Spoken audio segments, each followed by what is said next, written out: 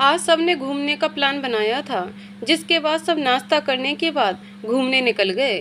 संगम नहाते हुए वो लोग पहले आदि शंकर मंडप मंदिर गए, उसके बाद बंधवा वाले बड़े हनुमान जी और फिर सिविल लाइंस जा पहुंचे। वहां पहुंचकर खाने पीने के बाद सबने मूवी देखने का प्लान किया। वैसे तो शिव का मूवी देखने का बिल्कुल भी मन नहीं था, पर सबकी मर्जी के आगे उसे हार माननी पड़ी, जिसके बाद उसे भी सबके साथ मूवी देखने के लिए जाना पड़ा। मूवी ऑन होते ही सबका ध्यान मूवी पर था, लेकिन शिव ने इधर उधर देखते हुए नित्या का हाथ अपने हाथों में भरते हुए उसे प्यार से देखने लगा। पहले तो नित्या उसकी इस हरकत से चौंक गई, पर जब उसने शिव की तरफ देखा तो शिव उसकी तरफ देखते हुए मुस्कुरा रहा था। ये देखकर नित्या को अब और ही ज्यादा अजीब लगने लगा। उसने शिव से अपना हाथ छुड़ाने की कोशिश भी की, पर शिव ने उसका हाथ छोड़ने की जगह और मजबूती से पकड़ लिया। पूरी फिल्म के दौरान जहां सब मूवी देखने में बिजी थे, वहीं शिव नित्या का हाथ पकड़े हुए उसकी तरफ देख रहा था, जिस वजह से नित्या को काफी अजीब भी लग रहा था। शुरू में उसने शिव से अपना हाथ छुड़ाने की कोशिश भी की, पर जब वो ऐसा नहीं कर पाई तो उसने हार मानते हुए अपनी कोशिश बंद कर दी। शाम को मूवी देखते हुए सब अब थक चुके थे, तो उन्होंने बाहर से खाना खाते हुए घर जाने की सोची और वहां से सीधा किसी अच्छे रेस्टोरेंट की तरफ निकल गए, जहां पर सबने खाना खाया और फिर वहीं से चरण जी और मालती जी के लिए खाना पैक करवाते हुए घर के लिए निकल गए थे। घर पहुंचकर नित्या ने चरण जी और मालती जी के लिए खाना परोसने लगी।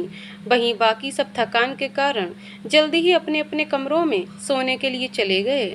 सबके जाने के बाद शिव भी अपने कमरे में जाकर नित्या का इंतजार करने लगा।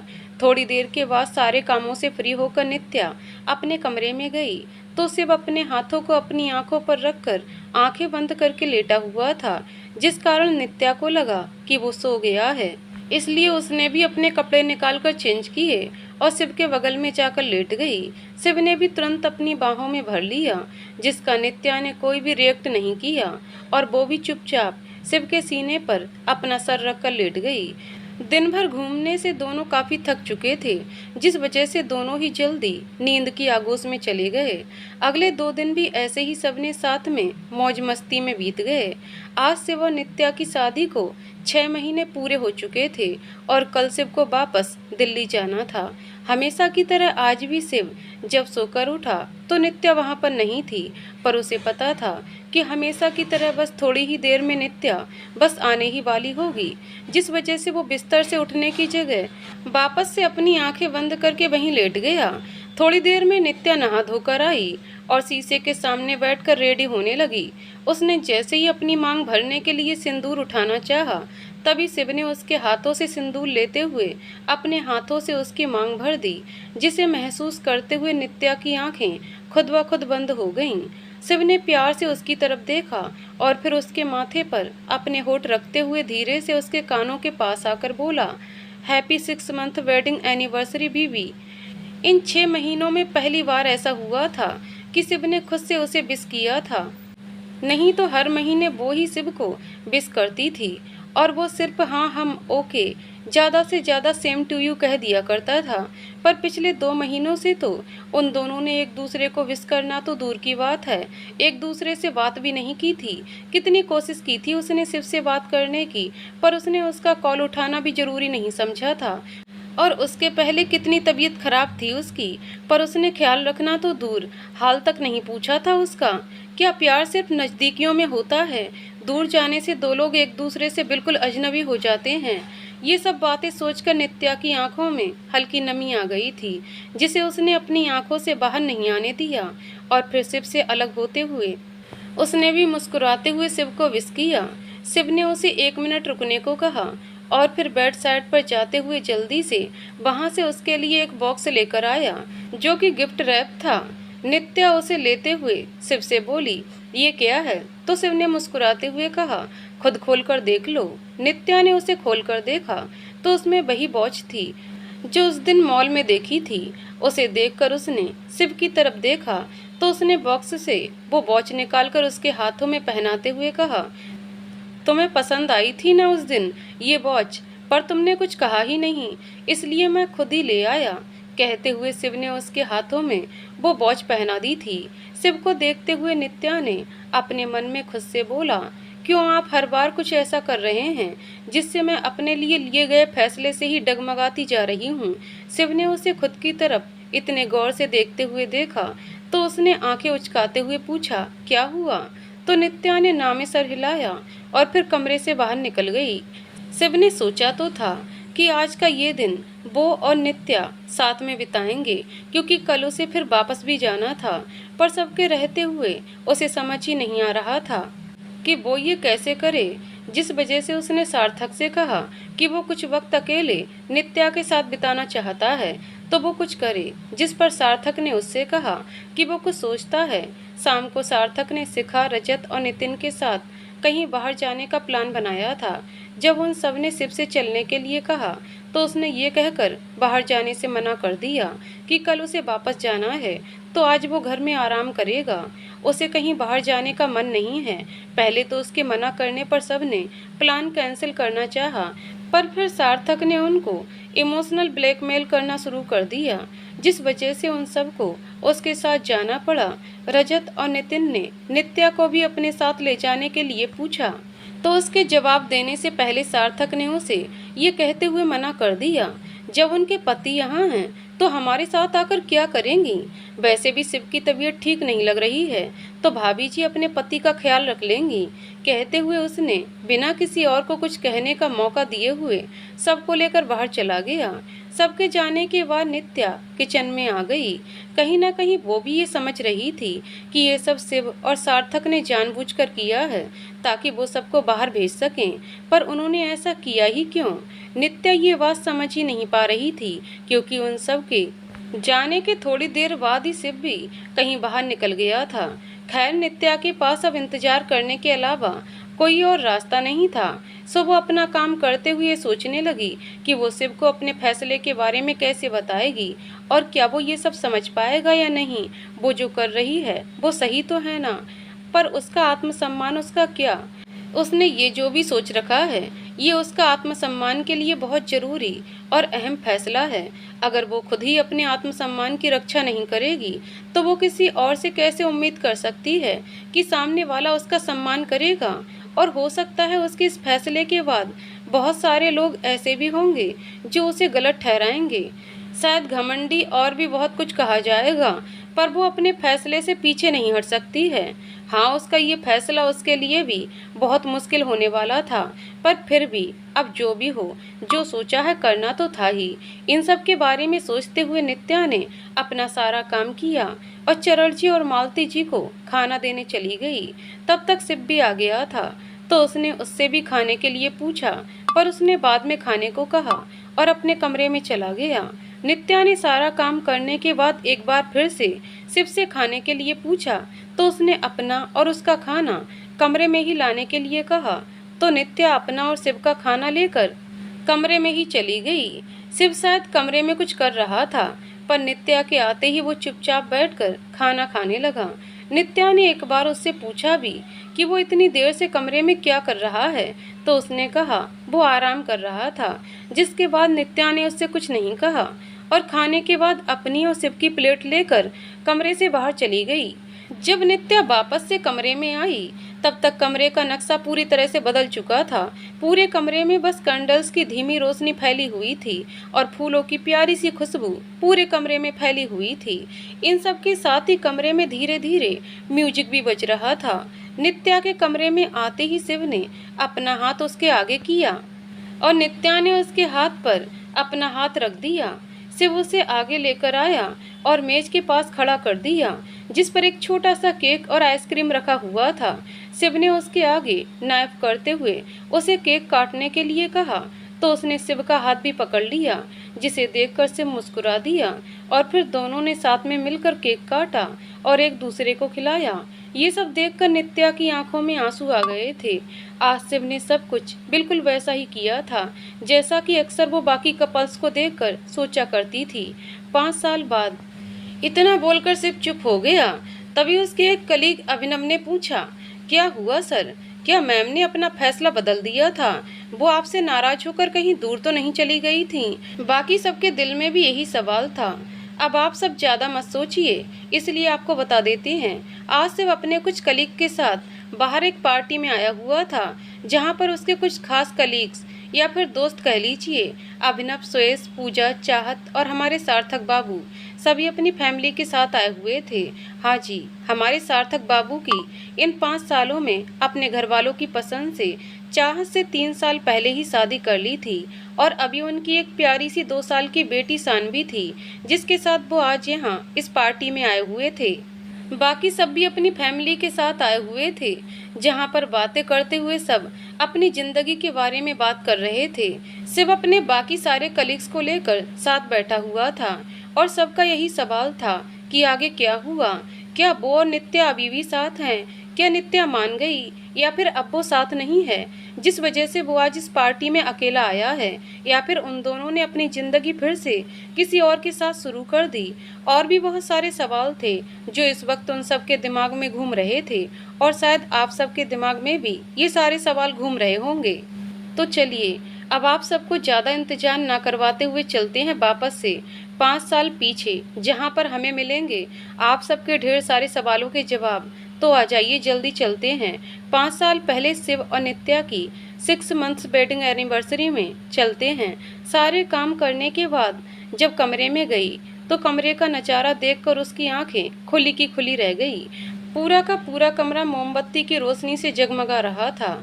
हल्की सी गुलाब के फूलों की महक, उस पर बिल्कुल स्लो आवाज़ में बजता हुआ म्यूजिक, सब कुछ बिल्कुल वैसा ही था जैसा वो अक्सर अपने ख्यालों में सोचती थी जब भी वो अपने आसपास या मोबाइल पर किसी कपल के साथ में टाइम स्पेंड करते हुए देखती थी। तो उसके दिल में भी ये ख्याल आता था कि कोई हो जो उसके लिए भी ये सब करे, उसको भी कोई इतना ही स्पेशल फील कराए। फिर जब उसकी और शिव की शादी हुई तो उसने शिव के साथ भी ये सब सपने देखे थे, पर फिर उन दोनों के साथ में इतना वक्त भी नहीं मिल पाया कि वो अपनी ख्वाहिशें, अपनी फरमाइशें एक दूसरे से बता सकें। उसके बाद फिर धीरे धीरे उनके बीच इतना कुछ हो गया, इतनी दूरियां आने लगी कि नित्या फिर कभी इन सब के बारे में सोचा ही नहीं था कि शिव भी उसके लिए ये सब कर सकता है। पर आज ये सब देखने पर उसको खुद की आंखों पर विश्वास नहीं हो रहा था। वो अभी ये सब देख रही थी, तभी शिव ने उसकी आंखों के आगे चुटकी बजाते हुए उसे आवाज दी, जिसे सुनकर नित्या ने उसकी तरफ देखा तो शिव ने आंखों के इशारे से उससे पूछा, क्या हुआ? नित्या ने नामे सर हिला दिया, जिसके बाद शिव ने मुस्कुराते हुए उसके आगे अपना हाथ कर दिया और नित्या ने भी बिना कुछ सोचे समझे एक पल में ही शिव के हाथों पर अपना हाथ रख दिया। नित्या का हाथ पकड़कर शिव उसे आगे मेज के पास ले आया, जिस पर एक छोटा सा पर प्यारा सा पंडा की शेप में एक केक रखा। उसे देखकर नित्या को हंसी आ गई, क्योंकि वो अक्सर शिव को पंडा कहकर पुकारती थी। उसे खुश देखकर शिव भी मुस्कुरा दिया। वहीं टेबल पर ही कुछ चॉकलेट्स के साथ बहुत सारे रोज का एक प्यारा सा पंडा वाला टेडी बियर भी रखा हुआ था, जिसे नित्या ने झट से उठा लिया और उसे देखकर फिर शिव की तरफ देखते हुए उसके गालों पर अपने होठों को रखते हुए मुस्कुराकर थैंक यू कहा, जिस पर शिव एक पल के लिए तो चौंक गया, पर अगले ही पल उसने शरारत से नित्या की तरफ देखते हुए कहा, इतना सब कुछ करने के बाद सिर्फ आप इतने से बच नहीं जाएंगे बीबी जी।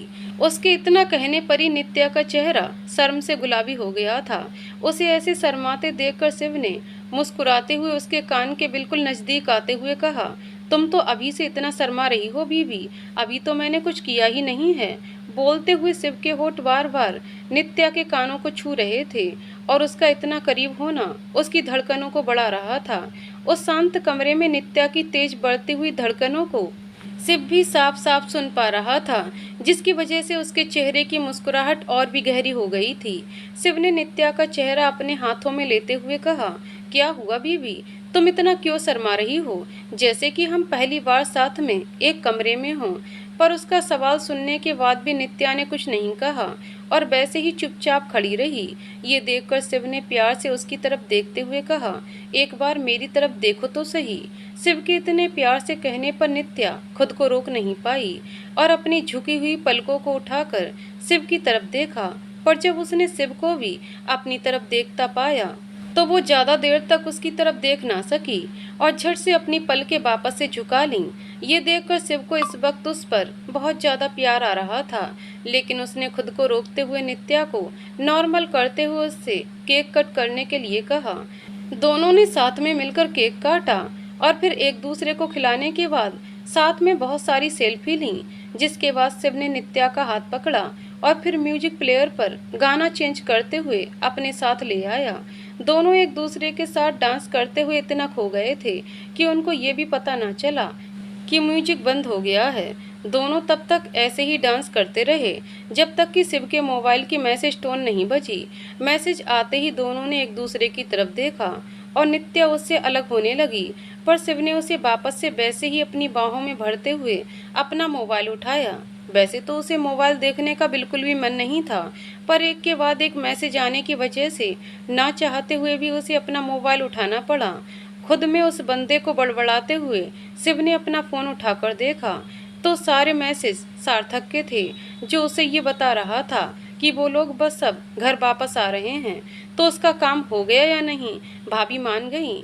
शिव ने उसके सारे मैसेज पढ़ते हुए बस हम लिखकर रिप्लाई कर दिया और फिर वापस से नित्या को अपनी बाहों में कसते हुए उसने नित्या को अपनी बाहों में उठा लिया। नित्या ने भी बिना कुछ कहे खामोशी से उसके गले में अपने हाथ डाल दिए और अपने चेहरे को शिव के सीने में छिपा लिया। ये देखकर शिव ने मुस्कुराते हुए नित्या को धीरे से बेड पर लेटाया और खुद भी उसके बगल में लेट गया और लाइट ऑफ करते हुए उसने नित्या को वापस से अपनी बाहों में भर लिया। और आज फाइनली इन दोनों के बीच सारे गिले शिकवों के साथ उनके बीच की सारी दूरियां भी खत्म हो चुकी थीं। अगली सुबह जब शिव की नींद खुली तो उसकी नज़र सबसे पहले अपनी बाहों में सोई नित्या पर पड़ी। आज न जाने कितने वक्त के बाद उसने उसे इतने सुकून से सोते हुए देखा था। बिल्कुल एक छोटी सी बच्ची की तरह वो उसकी बाहों में सिमटी हुई थी। शिव ने कुछ देर उसे देखा, फिर घड़ी की तरफ देखा तो ऑलरेडी 6 बज चुके थे, मतलब अब तक सभी उठ गए होंगे। ये देखकर उसने नित्या की तरफ देखा। वैसे उसका मन तो नहीं था कि वो उसको उठाए, पर फिर भी ना चाहते हुए भी उसे उठाना तो था ही। हालांकि उसे कोई कुछ कहता नहीं था, पर फिर भी वो जानता था लेट उठने की वजह से ही वो खुद ही परेशान हो जाएगी। इसलिए उसने धीरे से नित्या के सर को सहलाते हुए उसके माथे पर अपने होठों को रखते हुए प्यार से बोला, उठ जाओ बच्चे, सुबह हो गई है। शिव की आवाज़ सुनकर नित्या ने पहले तो अपनी आंखें खोलते हुए मुस्कुराकर उसकी तरफ देखा और फिर उठकर बैठ गई। तभी उसकी नज़र घड़ी पर गई। 6:30 बज चुके थे। ये देखकर उसने हड़बड़ाते हुए अपने मोबाइल को देखते हुए कहा, इसे क्या हो गया, आज ये बचा क्यों नहीं, देखो कितनी देर हो गई। कहते हुए वो जल्दी से बेड से उठने लगी। ये देखकर शिव ने उसका हाथ पकड़ते हुए कहा, रिलैक्स, थोड़ी ही तो देर हुई है और कोई कुछ नहीं कहेगा। और रही तुम्हारे अलार्म की बात, तो उसे मैंने ही बंद किया है। शिव ने ये सब बातें इतने आराम से कहीं कि नित्या उसकी तरफ देखने लगी और फिर आराम से उठते हुए रूम के बाहर चली गई। थोड़ी देर में जब नित्या रेडी होकर किचन की तरफ गई तो उसने देखा आज पहले से किचन में सार्थक और रजत कुछ बना रहे थे। जैसे ही वो किचन के अंदर जाने लगी, उससे पहले सार्थक और रजत ने उसे किचन के अंदर आने से मना कर दिया कि आज वो दोनों सबके लिए कुछ स्पेशल नाश्ता बना रहे हैं, तो बाकी सबकी आज किचन में नो एंट्री है। उनकी बात सुनकर नित्या ने कुछ कहना चाहा, पर तब तक उन दोनों ने उसे किचन से बाहर निकालते हुए सबके पास हॉल में जाकर बैठने के लिए कहकर भेज दिया। नित्या भी सबके पास आकर हॉल में बैठ गई। तभी शिव ने उसकी तरफ देखते हुए एक स्माइल दी, जिसे देखकर उसे ये समझने में देर नहीं लगी कि इन सब में कहीं ना कहीं शिव का भी पूरा हाथ है। थोड़ी देर बाद सार्थक और रजत सबके लिए कुछ अलग तरीके का कोई नाश्ता लेकर आए थे, जिसे पहले तो सबने अजीब तरह से देखा। जी बस शिव को छोड़कर, क्योंकि शायद ये उन तीनों की ही प्लानिंग थी, तो उन्हें सब कुछ पहले से पता था। तो जाहिर सी बात है इस डिश के बारे में उन्हें सब पता हो, या फिर ये भी हो सकता है ये डिश भी उन्होंने ही उन लोगों को सजेस्ट की हो, क्योंकि वो कुछ कर भी सकते हैं, इसमें कोई शक नहीं है। आज शाम को शिव और सार्थक की शाम 5 बजे की ट्रेन थी, तो इसलिए आज सब ने घर पर ही रहकर मस्ती करने का प्लान बनाया था। शिव ने नित्या से भी खाना बनाने के लिए मना कर दिया था, ये कहकर कि वो आज खाना बाहर से ऑर्डर कर रहा है। तो नाश्ते के बाद सब फ्री हो गए तो सबने मिलकर कोई अच्छा सा गेम खेलने का प्लान बनाया। और हमारे घर में तो आप सबको पता ही है, जब फैमिली साथ होती है तो हमारा सिर्फ एक ही फेवरेट गेम होता है, अंताक्षरी।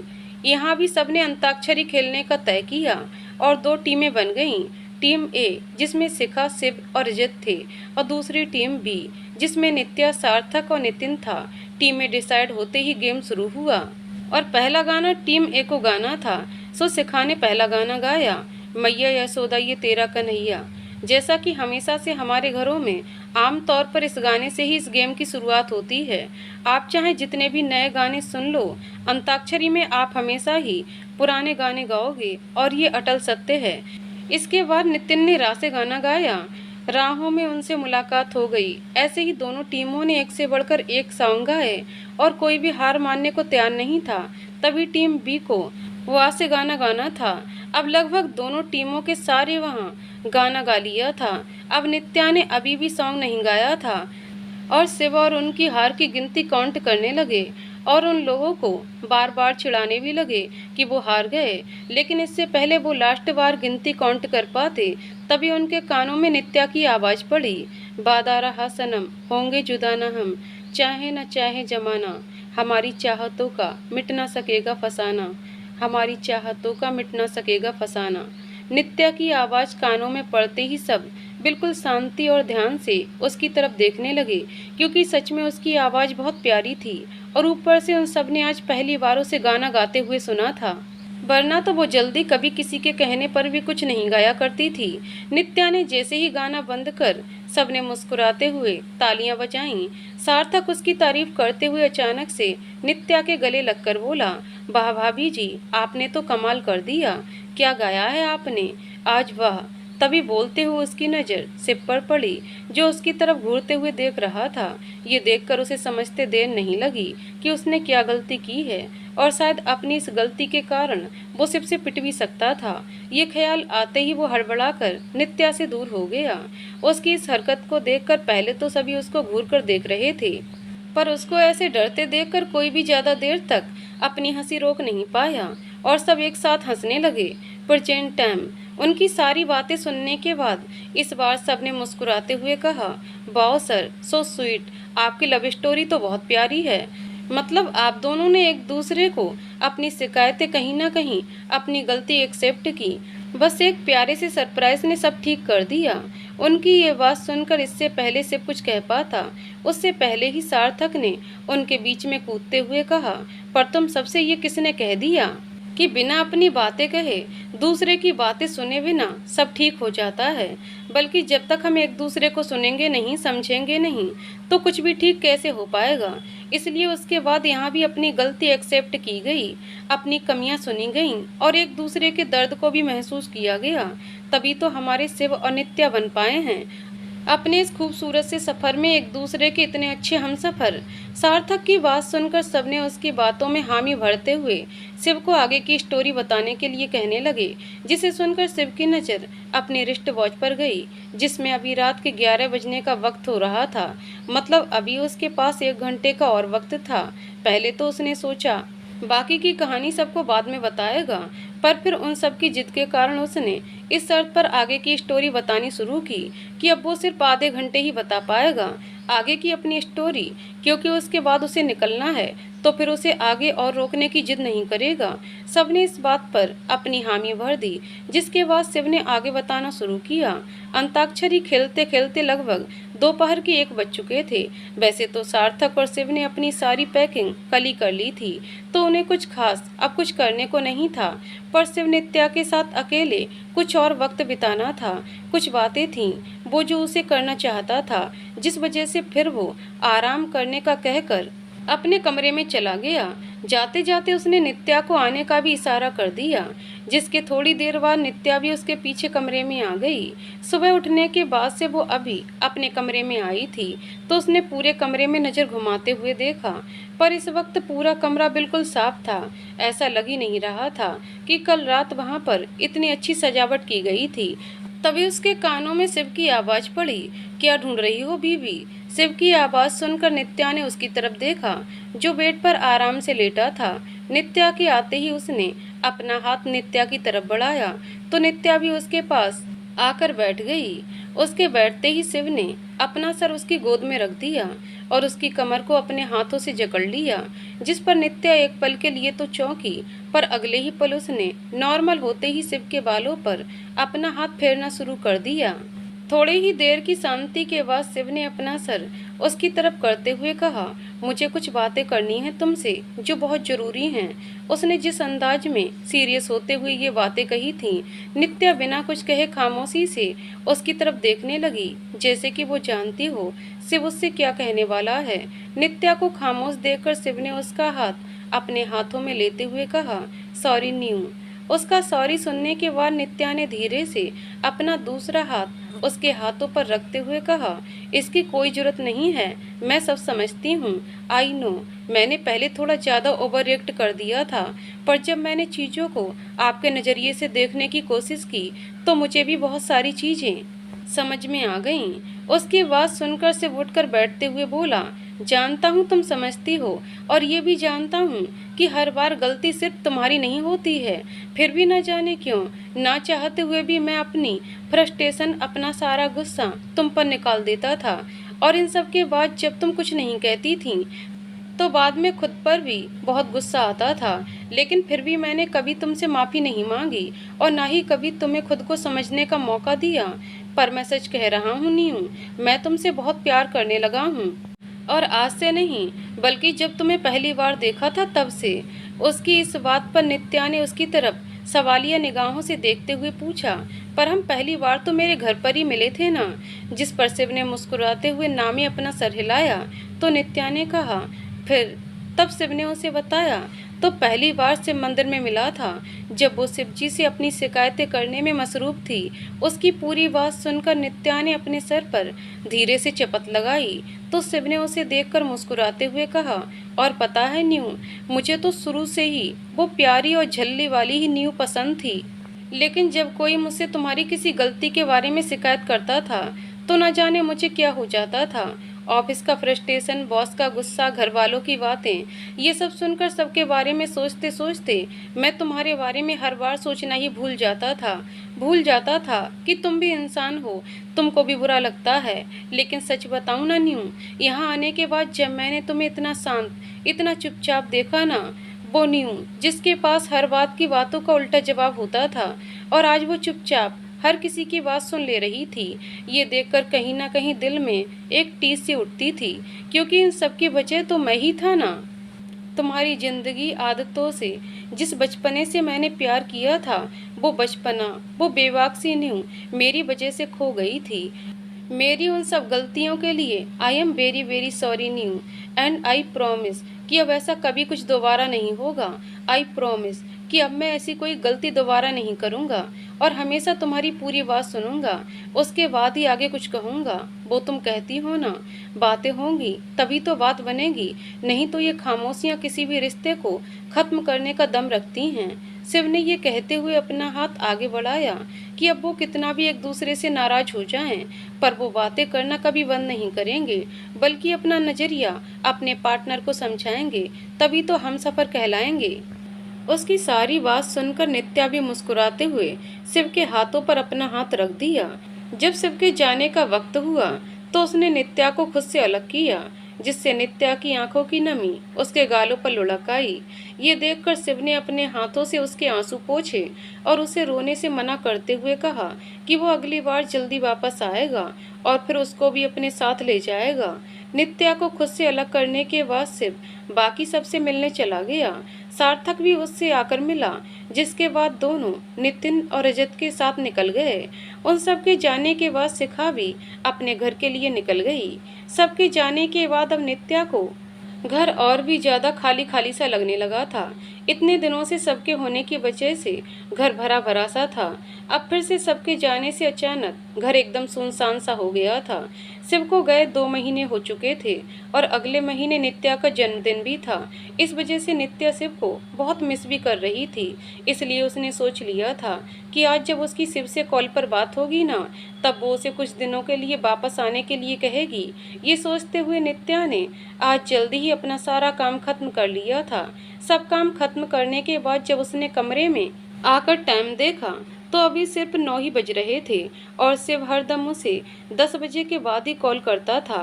सो उसने वक्त देखते हुए अपनी डायरी उठाई और उस पर अपनी आगे की स्टोरी लिखने लगी। कहानी लिखते लिखते कब 1.5 घंटे बीत गए थे उसे पता नहीं चला। तभी उसके मोबाइल के अलार्म की रिंगटोन बजी, जिसे उसने 1 घंटे पहले लगा कर रखा था ताकि उसे वक्त का पता चल सके। अलार्म बजते ही नित्या ने कहानी लिखना बंद कर दिया और शिव के कॉल का वेट करने लगी। 10 से 10:30 बज चुके थे पर अब तक शिव का कोई भी कॉल नहीं आया था, जिस वजह से अब नित्या को उस पर गुस्सा भी आने लगा था। अक्सर ऐसा ही होता जब उसके पास शिव से बात करने के लिए ढेर सारी बातें हुआ करती थीं। उस दिन किसी न किसी कारण उसकी शिव से बात नहीं हो पाती थी और फिर जब उसकी शिव से बात होती थी तो उनके पास ज़्यादा बातें नहीं होती थीं। और जब शिव उससे बोलता था कि वो कभी खुद से कोई बात नहीं करती है, बस वो जितना पूछता है तो बस उसे उन बातों का ही जवाब देती है। और बस शिव के इतना कहने की ही देरी होती थी कि शिव का सारा गुस्सा उस पर बरस जाता था, जो कि शिव को बहुत पसंद था। उसे नित्या को चिढ़ाने में और उसे परेशान करने में बड़ा मजा आता था, और खासकर तब जब नित्या उसे चिढ़ते हुए अपना मुंह बना लेती थी और उसकी हर बात का उल्टा जवाब दिया करती थी। उनकी नोक-झोंक ही तो थी जो उनके रिश्ते को मजबूत बना रही थी। खैर, जब नित्या ने देखा कि वक्त काफ़ी ज़्यादा हो रहा है फिर भी शिव का कोई कॉल नहीं आया तो उसने ये सोचते हुए शिव को कॉल किया कि आज वो शिव को अच्छे से समझाएगी। ऐसे कोई अपनी प्यारी सी बीबी को एक कॉल के लिए इंतजार करवाता है क्या? लेकिन उसकी उम्मीद के विपरीत शिव ने उसका कॉल नहीं उठाया। ये देखकर उसे काफ़ी गुस्सा आ रहा था। उसने यहाँ तक सोच लिया था कि अब वो खुद से शिव को कॉल नहीं करेगी और अगर अब वो उसे कॉल करेगा भी तो वो नहीं उठाएगी। ये सोचकर नित्या ने गुस्से में अपना फ़ोन रखा और सोने की कोशिश करने लगी, पर अब उसे शिव से बात किए बिना नींद भी नहीं आती थी, जिस वजह से उसे शिव पर और भी ज़्यादा गुस्सा आ रहा था। वो खुद में ही बड़बड़ाते हुए बोली, इतना भी क्या बिजी होता है क्या भला? 24 घंटे में इनके पास 5 मिनट भी नहीं है कि अपनी बीवी से बात कर लें। महाराज खुद तो घोड़े हाथी गधे सब बेचकर सो रहे होंगे। ऐसे ही सोचते हुए नित्या को न जाने रात के किस पहर में नींद आ गई। अगली सुबह नित्या सोकर उठी तो उसने सबसे पहले अपना मोबाइल चेक किया, पर न ही शिव ने अभी उसके कोई मैसेज चेक किए थे और न ही उसे उसका कोई कॉल आया था। ये देखकर एक बार फिर से उसका मुंह बन गया। पहले तो उसने सोचा वो अब तक खुद से शिव को कोई मैसेज नहीं करेगी जब वो खुद ही उसको कॉल नहीं करेगा। ये सोचते हुए वो उठकर कमरे से बाहर चली गई और अपने बाकी के काम करने लगी, पर फिर भी उसका मन किसी काम में नहीं लग रहा था। अब आप इसे मजबूरी कहें या प्यार, जब हम किसी शख्स को पूरे दिल से चाहते हैं ना तो वो हमारे अंदर कहीं ना कहीं नज़र आने ही लगता है। उसका बात करना, उससे बात ना हो पाना, उससे नाराज़गी, ये सब चीज़ें हमारे स्वभाव में शामिल हो जाती हैं, जो कि उसके कारण ही होती हैं।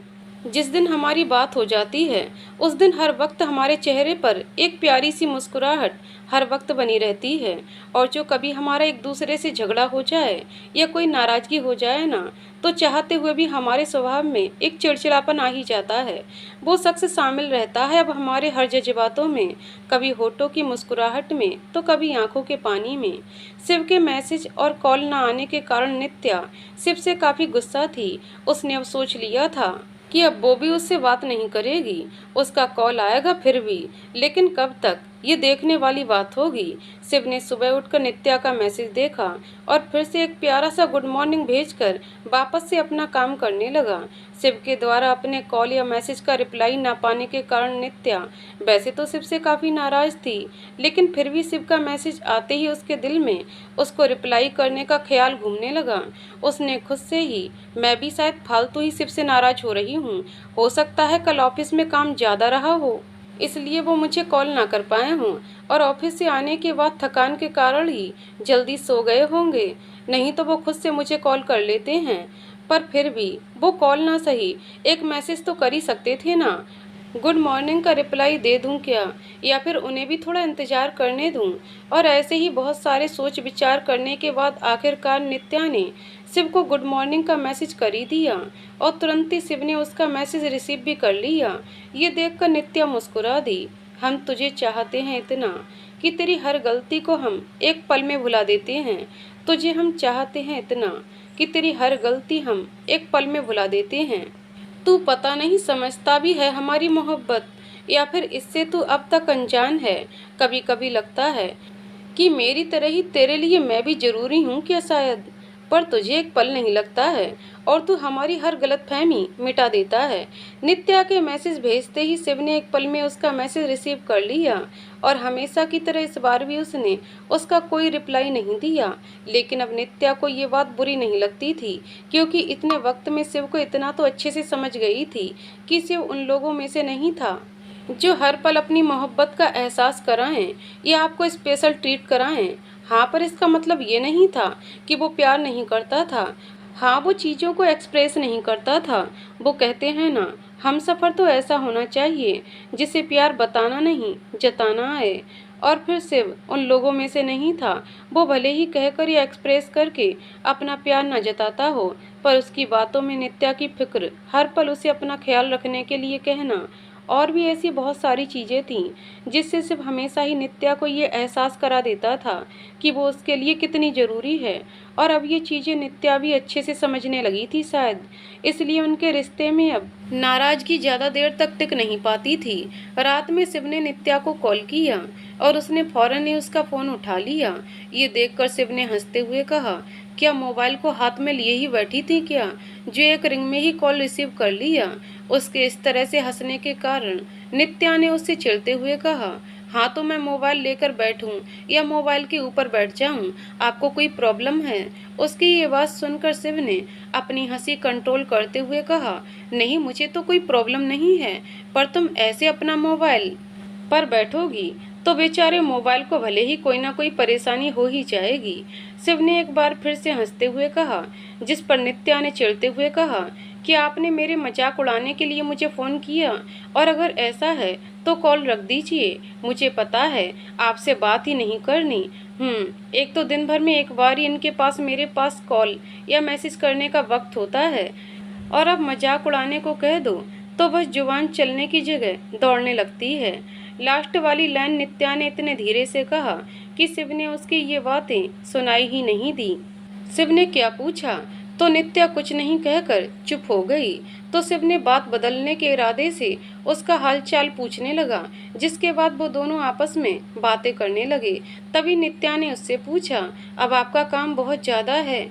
जिस पर शिव ने कहा, हम यार एक हफ्ते से काम थोड़ा ज़्यादा हो गया है। अच्छा, नित्या ने धीरे से कहा। तो शिव ने उससे पूछा, क्या हुआ, कुछ कहना है क्या। पर नित्या ने कुछ नहीं कहा। जिस पर शिव ने फिर से कहा, बोलो न्यू, क्या हुआ, कोई प्रॉब्लम है क्या।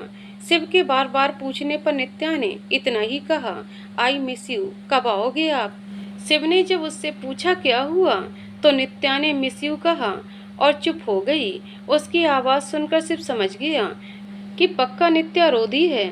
ये महसूस करते ही उसने उससे पूछा, अरे पागल लड़की, ऐसे उदास नहीं होते हैं बच्चा, मैं जल्दी आने की कोशिश करूँगा, पर अभी मैं नहीं आ सकता हूँ बच्चे, क्योंकि इस वक्त ऑफिस से काफ़ी ज़्यादा काम है, जिस वजह से मुझे बहुत जल्दी जाना पड़ता है और रात में आने में भी देर हो जाती है, इसलिए ही कल तुमसे बात भी नहीं हो पाई।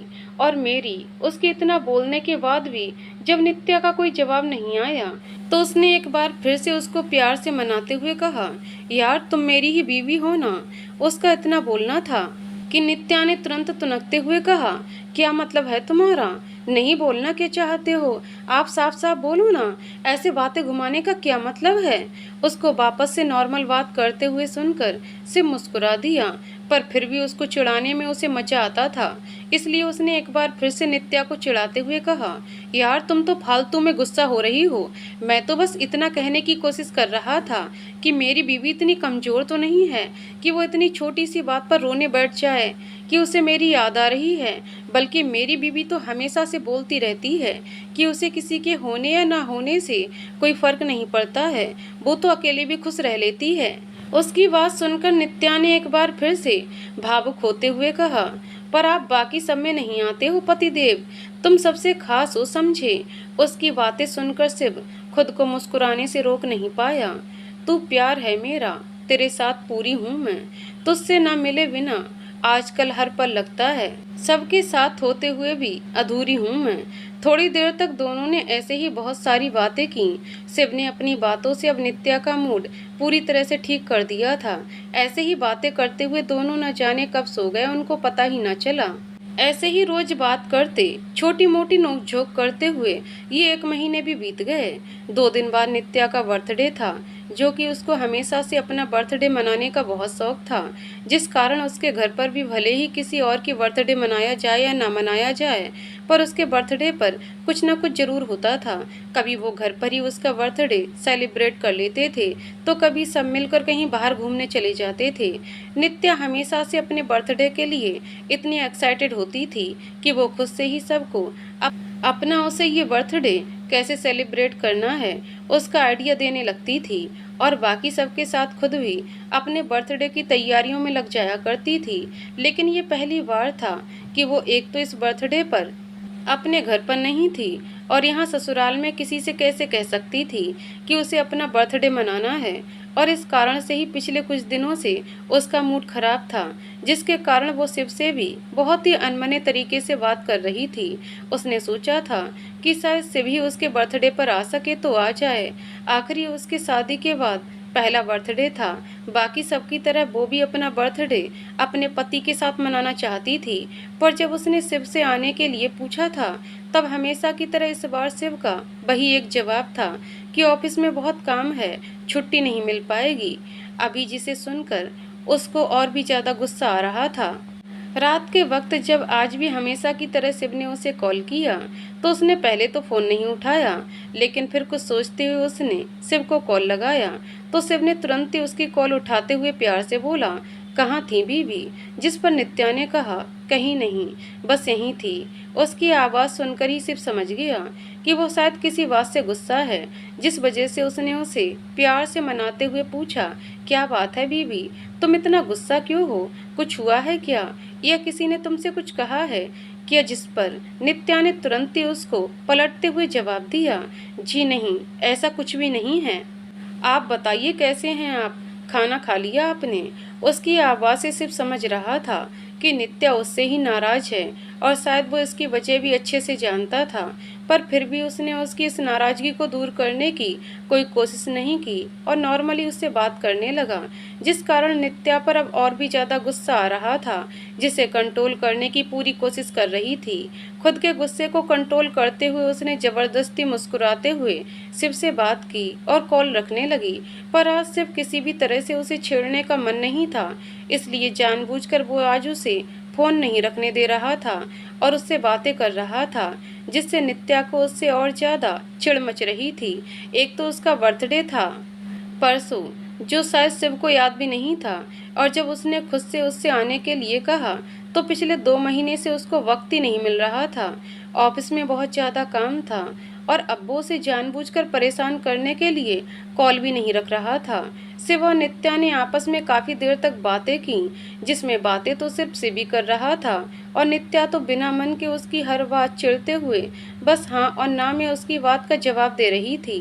थोड़ी देर और बात करने के बाद नित्या ने शिव से कहा, उसे नींद आ रही है अब, और फिर बिना उसकी बात सुने उसे गुड नाइट कहकर सो गई। हालांकि उसे अभी नींद तो बिल्कुल भी नहीं आने वाली थी, पर वो शिव पर अभी अपना गुस्सा निकालकर अपना मूड और भी ज़्यादा खराब नहीं करना चाहती थी, इसलिए उसने अभी कॉल कट करना ही जरूरी समझा। इधर नित्या के गुस्से में मुंह फुलाकर फोन रखने के बाद शिव ने भी अपना कॉल रखा और नित्या की बातें सोचकर हंसने लगा।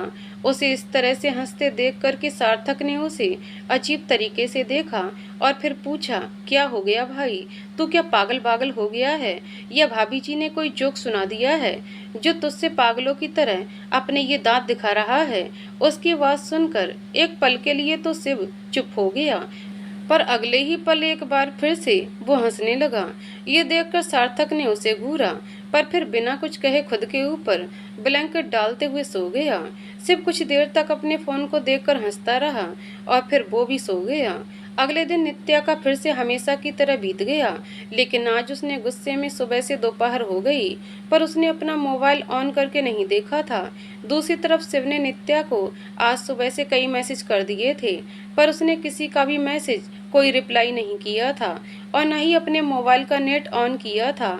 ये देखकर पहले तो शिव को काफी हैरानी हुई पर अगले ही पल वो समझ गया कि नित्या ने ये सब अपने गुस्से में किया है और ये सब देखकर उसे नित्या के बचपने पर हंसी आ गई। वो गुस्से में अक्सर ही ऐसा कुछ करती थी जिसे देखकर शिव को उसका हंसी के साथ साथ बहुत प्यार भी आता था। शिव ने उसे सुबह के वक्त एक कॉल भी किया था जिसका उसने आंसर नहीं दिया था। शाम को नित्या ने अपना मोबाइल ऑन करके देखा तो उस पर शिव के मैसेज और कॉल देखकर उसके चेहरे पर मुस्कान आ गई। आमतौर पर वो कभी जल्दी खुद से नित्या को मैसेज नहीं करता था पर हाँ, जब गुस्सा या नाराज होती थी तो अक्सर ऐसे ही एक साथ नित्या को ऐसे ही फालतू के और अजीब के मैसेज करता था जिसे देखकर नित्या कितना भी गुस्सा क्यों ना हो उसे हंसी आ जाती थी। नित्या ने सोचा था आज वो शिव के किसी कॉल या मैसेज का रिप्लाई नहीं देगी पर फिर भी शिव का मैसेज और कॉल देखकर खुद को ज्यादा देर तक रोक नहीं पाई। नाराजगी चाहे जितनी भी हो तुझसे, पर तुझसे रूठना और तुझे परेशान करना हक है मेरा, जिसे लेने से मुझे कोई नहीं रोक सकता, तू भी नहीं। नित्या ने शिव का मैसेज और कॉल देखने के बाद उसे कॉल करने की सोची पर फिर उसने टाइम देखते हुए सोचा इस वक्त तो शिव ऑफिस में ही होगा, ऐसे में उसे कॉल अभी करें या इंतजार कर लें। पर फिर उसने सोचा कॉल कर ले, अगर शिव बिजी होगा तो वो खुद ही कॉल रिसीव नहीं करेगा और अगर घर आ गया होगा तो बात करके वो उससे पूछ लेगी कि आज किस खुशी में उसने उसे कॉल कर लिया। ये सोचकर उसने शिव को कॉल लगा दिया पर उसका नंबर नेटवर्क कवरेज एरिया से बाहर आ रहा था। ये देखकर उसने मुंह बनाते हुए अपना मोबाइल देखा और फिर मोबाइल रख दिया और अपना काम करने लगी। इस बीच नित्या ने कई बार अपना मोबाइल देखा पर उस पर न ही शिव की कोई कॉल आई थी और न ही कोई मैसेज आया था। अपना सारा काम करने के बाद नित्या फ्री हुई तो वो अपने कमरे में आ गई और फिर उसने एक बार सोचा कि शिव को कॉल कर ले पर फिर उसे याद आ गया कि उसका बर्थडे है और शिव को ये याद भी नहीं है तो वो क्यों करे उसको कॉल, वो खुद ही कर लेगा जब उसको सबसे बात करने से फुर्सत मिल जाएगी। सोचकर वो अपने मोबाइल पर बाकी सारे ऐप्स चलाने लगी पर उसका ध्यान रह रहकर शिव के कॉल पर ही जा रहा था पर अभी तक उसका कोई मैसेज नहीं आया था। थककर रात के 11 बजे नित्या ने शिव को कॉल कर ही लिया पर शाम की तरह अभी भी उसका मोबाइल नेटवर्क कवरेज एरिया से बाहर ही बता रहा था। ये देखकर नित्या को अब समझ नहीं आ रहा था कि वो शिव की फिक्र करे या उस पर गुस्सा करे। उसे भले ही अभी तक शिव पर गुस्सा आ रहा था पर उसने अब तक कॉल क्यों नहीं किया, पर अब उसे शिव की फिक्र भी होने लगी कि आखिर शाम से ही उसका मोबाइल नेटवर्क कवरेज एरिया से बाहर क्यों बता रहा है, जबकि आमतौर पर ऐसा कभी नहीं हुआ है कि शिव का मोबाइल इतने वक्त तक बंद रहा हो। और इन सब में उसे कहीं ना कहीं खुद पर भी गुस्सा आ रहा था कि क्यों उसने अपने गुस्से और फालतू की नाराजगी के चक्कर में सुबह से शिव से बात क्यों नहीं की। पर अब क्या, अब तो उसके पास इंतजार करने के अलावा कोई और उपाय भी तो नहीं था। नित्या ने घड़ी की तरफ देखा तो 12 बजने में बस कुछ ही देर बची थी, लिहाजा उसने अपने कमरे की लाइट ऑफ करके अपना रूम बंद करने की कोशिश करने लगी। अभी उसे लेटे हुए थोड़ी ही देर हुई होगी तभी उसके रूम का गेट नॉक हुआ, जिसे सुनकर नित्या ने झट से अपनी आंखें खोल लीं। आंखें खोलते हुए उसने मोबाइल उठाकर देखा तो 12 बजने में बस कुछ ही देर बची रही होगी। टाइम देखकर उसे थोड़ी हैरानी भी हुई कि इस वक्त उसके कमरे में कौन आ गया। उसने एक बार आवाज़ देकर पूछा भी कौन है, पर किसी ने कोई जवाब नहीं दिया तो उसने उठकर दरवाज़ा खोलना बेहतर समझा। नित्या ने अपनी अलसाई हुई आंखों से पहले लाइट ऑन की और फिर दरवाज़ा खोल दिया और उसके दरवाज़ा खोलते ही एक तेज आवाज़ के साथ सब एक साथ चिल्लाए, हैप्पी बर्थडे डियर नित्या। ये सुनकर उसकी आंखें झट से पूरी खुल गईं।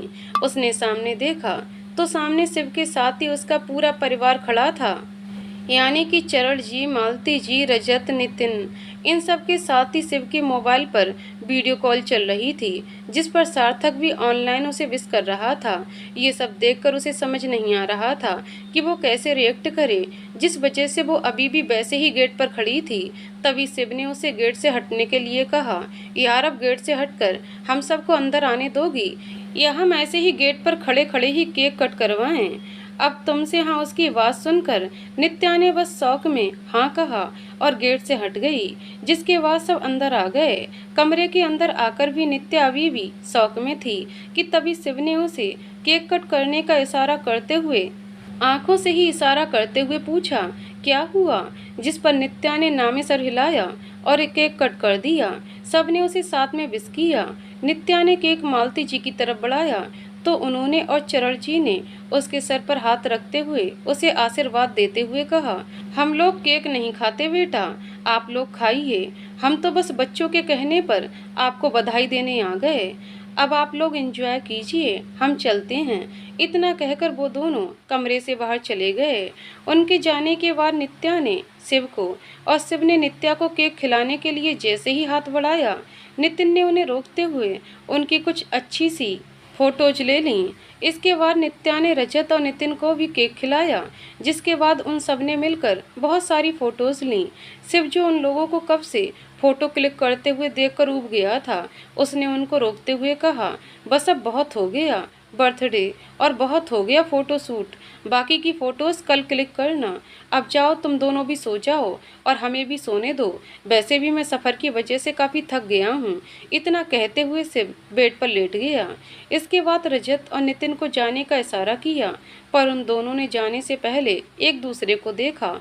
उसके बाद नित्या की तरफ देखकर अपने कंधे उचकाकर बाहर की तरफ जाने लगे, लेकिन उन दोनों को जाते देखकर अचानक से नित्या के दिमाग में एक खुरापात आई, जिसे सोचकर उसने एक नज़र बेड पर आराम से लेटे शिव की तरफ देखा और अगले ही पल दरवाजे से निकलते हुए रजत और नितिन को रोकते हुए उनसे शिव की तरफ देखकर कहा, नींद आपको आ रही है ना, तो आप सो जाइए।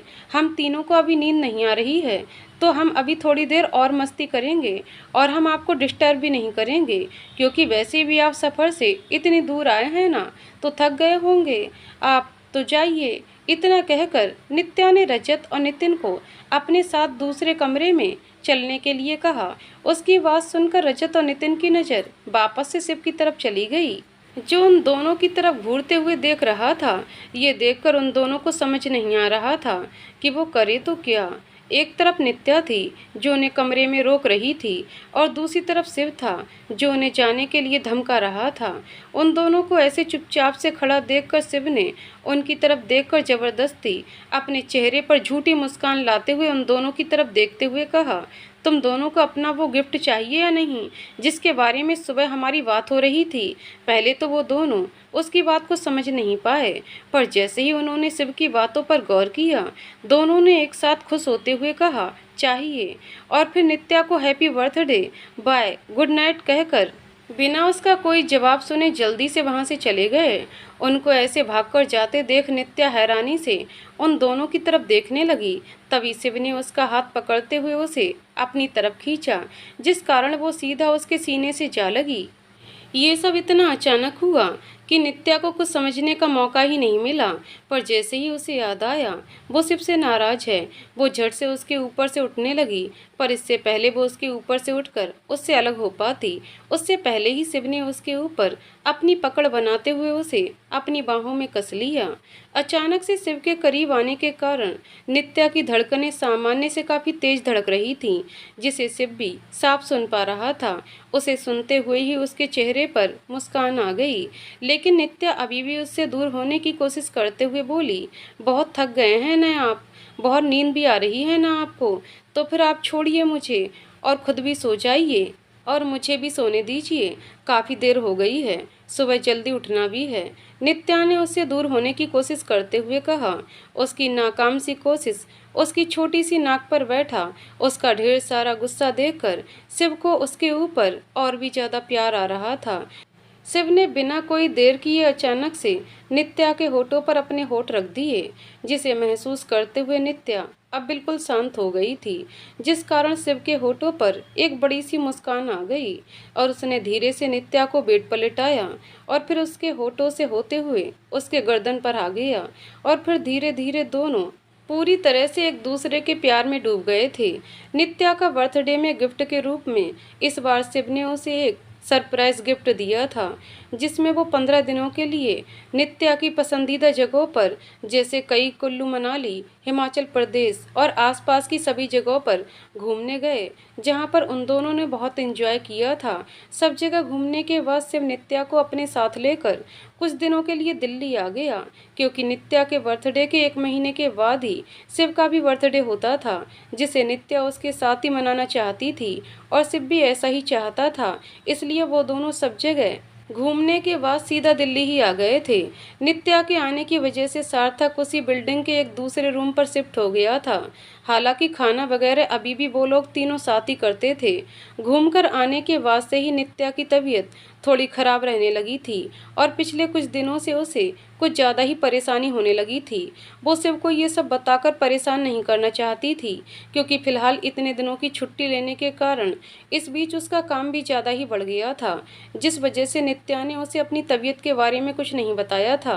और फिर उसके ऑफिस जाने के बाद वो अकेले ही वहीं आसपास किसी अच्छे से डॉक्टर का क्लिनिक चेक करते हुए खुद ही उनको दिखाने चली गई, जो कि नित्या के डॉक्टर की अपॉइंटमेंट काफ़ी लेट ही थी। उसका नंबर आने में अभी टाइम था। जब नित्या ने डॉक्टर को अपनी तबीयत के सिस्टम के बारे में बताया तो उन्होंने उसे कुछ टेस्ट कराने के साथ प्रेगनेंसी टेस्ट करने के लिए कहा। तो पहले तो नित्या को थोड़ा शौक लगा, क्योंकि उन दोनों ने अभी बेबी को लेकर अभी तैयार नहीं थे। पर वो कहते हैं ना, सब कुछ हमारी प्लानिंग से नहीं होता है, वो तो बस जब ऊपर वाला चाहता है तो ही होता है। खैर, नित्या ने बाकी सारे टेस्ट भी करा लिए थे। वैसे तो उसने एक बार टेस्ट किया तो उसकी रिपोर्ट पॉजिटिव थी, लेकिन वे किसी तरह का कोई भी रिस्क नहीं लेना चाहती थी। इसलिए उसने डॉक्टर से ही टेस्ट करवा कर जिसकी रिपोर्ट उन्हें मिलने वाली थी उसने ओके और वहाँ से चली गई। कल सुबह हॉस्पिटल के आने के बाद भी नित्या सारा दिन यही सोच रही थी कि इस बारे में शिव को कैसे बताएगी और पता नहीं शिव कैसे रिएक्ट करेगा इस बात पर। शाम को जब शिव ऑफिस से वापस आया तो नित्या ने उससे बातों ही बातों में बेबी को लेकर उसकी राय पूछी, जिस पर शिव ने उसे अपने बेबी के बारे में लेकर प्लान्स के बारे में बताने लगा, जिसे सुनकर नित्या के समझ आया कि उसने तो उनके बेबी को लेकर कितनी प्लानिंग पहले से कर रखी है और एक वही है जो फालतू में डर रही थी इस बात से, जबकि शिव तो पेरेंट्स बनने के लिए बहुत ज़्यादा खुश था, जो कि उसको बातों और उसके चेहरे की खुशी से पता चल रहा था। अगले दिन शिव के ऑफिस जाने के बाद नित्या बेचैनी से अपनी रिपोर्ट आने का वेट कर रही थी। तभी उनके गेट पर नॉक हुआ, जिसे सुनकर उसने जल्दी से गेट खोला तो हॉस्पिटल से उसकी रिपोर्ट ही आई थी, जिसे लेकर उसने थैंक्स कहे और जल्दी से रिपोर्ट चेक करने लगी, जो कि पॉजिटिव थी, जिसे देखकर नित्या बहुत खुश हुई। उसने सोचा बस कुछ दिनों में ही शिव का बर्थडे आने वाला है, जिसमें वो शिव को ये खुशखबरी देगी। शिव के बर्थडे वाले दिन नित्या ने एक छोटी सी सरप्राइज पार्टी रखी थी, जिसमें उसने सार्थक की मदद से शिव के कुछ ऑफिस के दोस्तों को भी बुलाया था। शिव ये सब देखकर बहुत खुश हुआ था, जिसके बाद रात में सबके जाने के बाद शिव ने नित्या को हक करते हुए उसे थैंक यू कहा। फिर उससे बोला कि सबने तो मुझे गिफ्ट दे दिया मैडम, अब तक आपने मुझे कोई गिफ्ट नहीं। ये सुनकर नित्या ने वही पास की टेबल से एक एनवलप उठाकर शिव के हाथ पर रख दिया, जिसे देखकर शिव ने नित्या से पूछा कि ये क्या है।